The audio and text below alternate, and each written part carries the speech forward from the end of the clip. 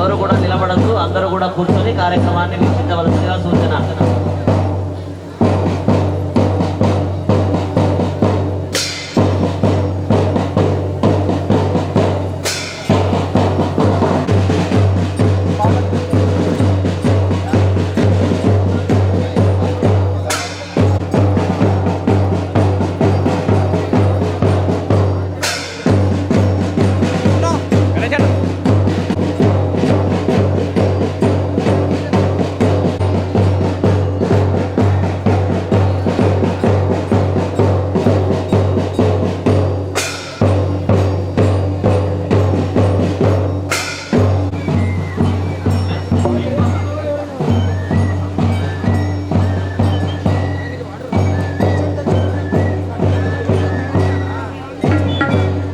సత్యస్వరూప్ గారు వారి బృందం చక్కనైనటువంటి వినండి.